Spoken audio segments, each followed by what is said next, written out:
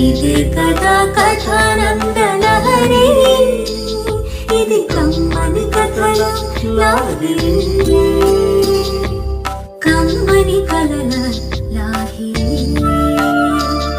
ఇది కమ్మని కథల లాహిరి.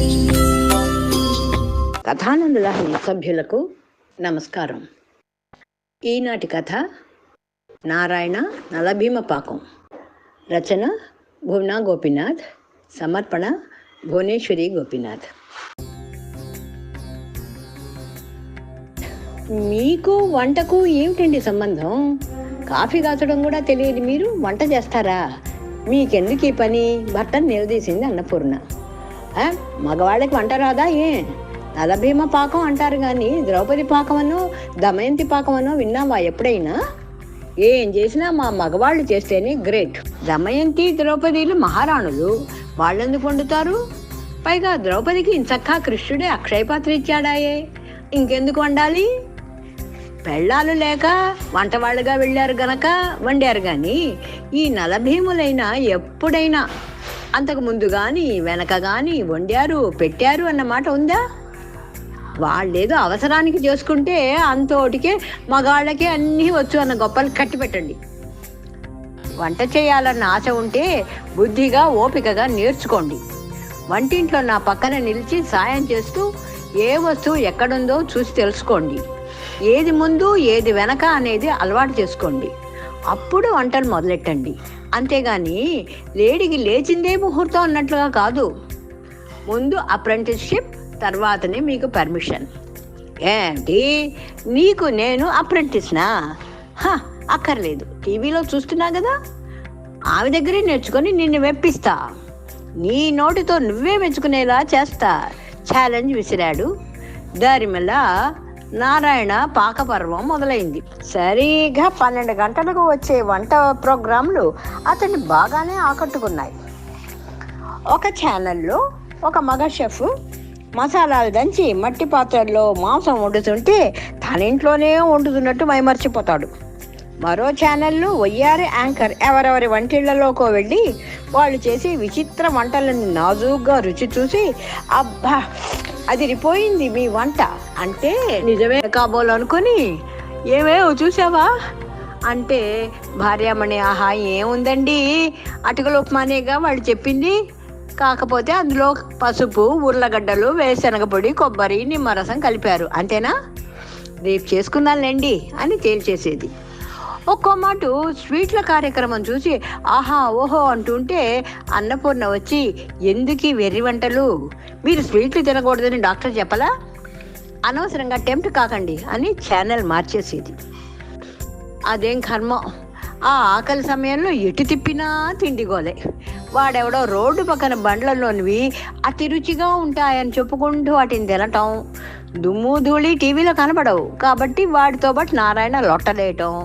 చెయ్యి సర్లే భోజనానికి లేవండి అన్న భార్య పిలుపు విని చేతులు కడిగి బల్ల ముందు కూర్చొని లోకి చూసి దొండకాయ కూర ఇలా ఉందే, ఎన్ని జన్మలెత్తినా నువ్వు సాంబార్ చేయడం సాధించలేవు అని అన్నింటికి వంకలు పెడుతూ తిని లేచాడు. మర్నాడు వాకింగ్ నుంచి వస్తూ సంచి నిండా కూరలు, చేతిలో 4 పుస్తకాలతో హడావుడిగా ఇంట్లోకి ప్రవేశించాడు నారాయణ.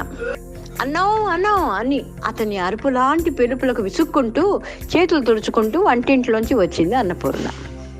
అన్నం ఏంటండి సున్నంలాగా? లక్షణంగా అన్నపూర్ణ అని పిలవలేరు? ఆమె గదమాయింపుని లెక్క చేయకుండా నేను నిర్ణయించేశా, ఇహ మీట రోజు ఒక స్పెషల్ వంట చేసేస్తా, అదే నా కొత్త కాసిన మంచినీళ్ళు అందుకో. భోజనాల బల్ల ముందు కూర్చొని తను తెచ్చిన పుస్తకాలను తెరిచి పేజీలు తిప్పుతూ అన్నాడు. తనకు కావాల్సింది కూడా నేను అందించాలి కానీ వంట మొదలెడతారంట. వంట గొణుక్కుంటూనే తెచ్చిచ్చింది. గ్లాస్ అందించి పోబోతున్న ఆమె చేయి పట్టి కూర్చోబెట్టాడు నారాయణ.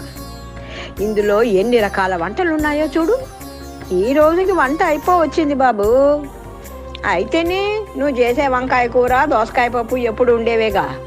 నేను చేయబోయే మాస్టర్ ఫ్రై తిని పిల్లలు అదిరిపోవాలి. కమాన్ కమాన్, ఇంట్లో red capsicum, yellow capsicum, green capsicum ఉన్నాయా? కనుక ఉల్లిపాయలు, టొమాటోలు, క్యూకంబర్, కొత్తిమీర, నిమ్మకాయలు ఉన్నాయా ప్రశ్నించాడు. ఉల్లిపాయలు, టొమాటోలు, నిమ్మకాయ, కొత్తిమీర ఉన్నాయి, కానీ క్యాప్సికంలు, మొక్కజొన్న, కీరదోస లేవు. అదేంటి, ఇంట్లో అన్నీ పెట్టుకోరు? ఫ్రిడ్జ్ ఉండేది ఎందుకు? నారాయణకు వంటింటి నాలెడ్జ్ 0. ఖర్చు అయ్యేవి స్టాక్ చేసుకుంటాం, కానీ ఇలాంటివన్నీ కావలసినప్పుడే కొంటాం. మీరేవో కూరలు తెచ్చారుగా, అందులో లేవా? నేను మాస్టర్ ఫ్రై చేస్తాను అనుకోలేదుగా, కనుక తేలేదు.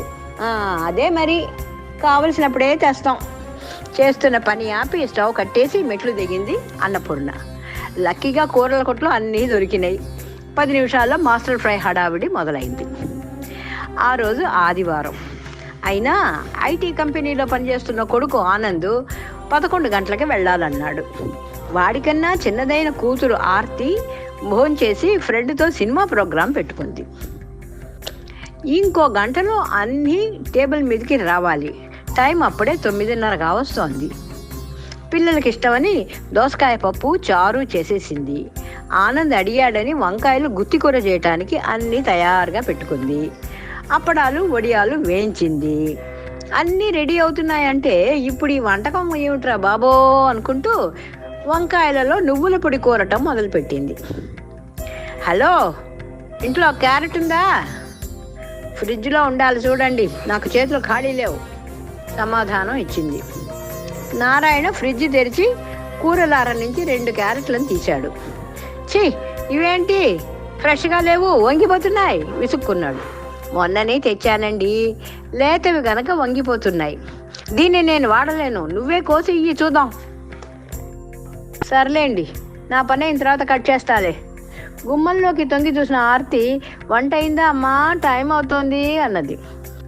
కట్టింగ్ బోర్డు, కత్తి పట్రా, ఈ కూరల్ని కడిగి పట్రా అంటూ అన్నపూర్ణకే పురమాయించాడు.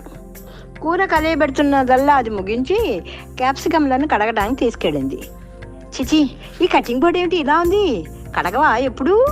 ఈ కత్తి ఏమిటి ఇంత మొండిగా ఉంది, దీంతో ఎలా కోస్తారు విసుక్కుంటూ వేరే కత్తి కోసం వెతకసాగాడు. ఎవరి పనిముట్లు వాళ్ళకే పనిచేస్తాయిలే అని మౌనంగా ఉండిపోయింది అన్నపూర్ణ. తన వంతు వంటకాలన్నీ అన్ని టేబుల్ మీద సర్ది పిల్లలకి చెప్పింది. ఇంకా ఈయన కూరలే తరగలేదు, ఎప్పటికయ్యాను ఈయన వంట? పిల్లలు వెళ్లేలోపు అందుతుందా అనుకుంది అన్నపూర్ణ. ఎట్టకేలకు 3 రకాల క్యాప్సికంలను పెద్ద పెద్ద ముక్కలుగా తరిగారు. క్యారెట్ను అన్నపూర్ణే చిన్న చిన్న క్యూబులుగా తరిగింది. నారాయణ ఇంకా పుస్తకంలోని వంటని అర్థం చేసుకోవటంలోనే ఉన్నాడు. డాడీ ఏమిటి కూరలు ముందేసి కూర్చున్నారు? ఆశ్చర్యంగా చూసింది ఆయనని ముందున్న వంటల పుస్తకాలని. అమ్మలు, ఇవాళ మీకు సర్ప్రైజ్, నేను స్వయంగా వంట చేయబోతున్నా ప్రౌడ్గా అనౌన్స్ చేశాడు. ఉల్లిపాయలు పెద్ద ముక్కలుగా తరిగి గుప్పెడు మొక్కజొన్నలు కలిపి నాన్ స్టిక్ ప్యాన్ స్టవ్ మీద పెట్టు అన్నాడు. నూనె ఇంత వేయొచ్చా అని కనుక్కున్నాడు. పుస్తకం చూసి జింజర్ గార్లిక్ పేస్ట్ ఇవ్వు అన్నాడు. నేను పేస్ట్లు వాడను, ఇదిగో ఫ్రెష్ జింజర్, వెల్లుల్లి అని చూపించింది. వీటిని నేను చేసుకోను, పుస్తకంలో పేస్టే వేయాలని ఉంది, నీ ఇష్టానికి ఏదో చేయమంటే ఎట్లా కసురుకున్నాడు. అల్లం వెల్లుల్లి దంచి వేయడం చేతగాక వంటకు బయలుదేరిన మొగుడిని ఏమి అనలేక తనే దంచి చూపించింది. సరేలే వెయ్యి, ఎట్టా ఉంటుందో ఏమో అంటూనే మిగతా ముక్కలను వేసి ఒక తిప్పు తిప్పాడు. మళ్ళీ పుస్తకంలోకి తొంగి చూసి 1 స్పూన్ ఉప్పు వేయాలట. రైట్ అంటూ వేశాడు. అంత ఉప్పు పడుతుందా అని తనంటే బుక్కులో ఉందిగా అని తన నోరు నొక్కేశాడు. పైగా రాసిన వాళ్ళని ఆకాశం అంత ఎత్తుకు పొగిడి, ఆఫ్టర్ ఆల్ నీకేం తెలుసు, దోసకాయ పప్పు, వంకాయ కూర తప్ప అన్నట్లు తక్కువ చేశాడు. అన్నపూర్ణకి కోపం ముంచుకొచ్చింది. అయినా తన శాంతమే తనకు రక్ష అని నోరు మూసుకుంది. గరం మసాలా ఉందా? ఫ్రిడ్జ్లో ఉంటుంది చూడండి అంది పొడిగా. ఫ్రిడ్జ్ తెరిచి చూస్తే రకరకాల పొడులు ఉన్నాయి. చన్నా మసాలా, చాయ్ మసాలా, బిర్యానీ మసాలా, చాట్ మసాలా, చికెన్ మసాలా, పానీపూరి మసాలా, పావుబాజీ మసాలా, గరం మసాలా, ఆమ్చూర్. వీటన్నిటిలో గరం మసాలా ఏదో తెలుసుకోలేక మళ్ళీ అన్నపూర్ణనే పిలిచాడు. విసుక్కుంటూ వచ్చి చటుకొని తీసిచ్చింది.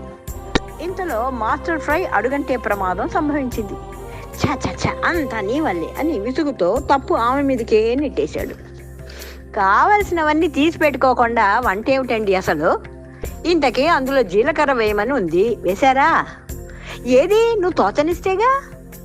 సరే అయింది కానీ మంచి ప్లేట్ అందుకో అంటూనే పక్కనే ఉన్న పళ్ళెం అందుకుని అందులోకి ఆ కూర ముక్కల్ని పోసాడు.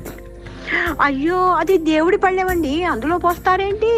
రామరామ, నాకేం తెలుసు, అయినా దేవుడి సృష్టిగా ఇవి కూడా అని వితండవాదం చేసి కొత్తిమీర క్యూకంబర్ కడిగి సన్నగా తరుగు అని ఆర్డర్ వేశాడు. ఒళ్ళు మండినా అన్నీ కడిగి కటింగ్ బోర్డు మీద పెట్టి మీరే కట్ చేసుకోండి అని వెళ్ళిపోయింది పిల్లలు పిలుస్తుంటే. నిమ్మకాయ కావాలి, అబ్బా ఫ్రిడ్జ్లో నుంచి తీసుకోండి, గదిలోంచి జవాబిచ్చింది. నిమ్మబద్ద కోసి అన్నింటి మీద పిండి గింజలతో సహా టేబుల్ మీదకి తెచ్చాడు. టట్టడాయ్, సర్ప్రైజ్ అంటూ పిల్లల ముందు పెట్టాడు. వావ్, చూడటానికి బాగుందే డాడీ, టేస్ట్కి కూడా యమ్మీగా ఉంటుంది చూడండి అని ఫోర్క్తో ఒక ముక్క నోట్లో వేసుకున్నాడు. ఆయన మొహంలోని భావాలు ఎవరికీ అర్థం కాలే. గబా గబా వాష్ బేసిన్ దగ్గరికి వెళ్ళి నోటోది ఉమ్మేశాడు. ఏమైంటుందబ్బా అనుకుంటూ తను కూడా కొద్దిగా నోట్లో వేసుకుంది. ఒకటే ఉప్పు, గరం మసాలా కారమును పుస్తకంలో చెప్పినంతే వేశా, మరి ఇలా వచ్చిందేంటో. తప్పు తనది కాదు అన్నట్టు సంజాషి ఇచ్చాడు. పర్లేదులేండి డాడీ, ఫస్ట్ ట్రయలేగా. పిల్లలు ఉదారంగా క్షమించేశారు. వస్తున్న నవ్వును ఆపుకొని ఉర్లగడ్డ కలిపి సాయంత్రానికి దాన్నే చక్కటి చపాతీ కూరగా మార్చొచ్చులే అని మూత పెట్టి వంటింట్లోకి వెళ్ళిన అన్నపూర్ణకు పెద్ద షాక్.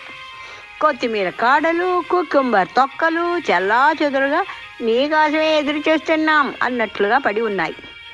రణరంగం సిద్ధమైంది. నారాయణ నలభీమ పాకం. కథానిక రచన భువన గోపీనాథ్.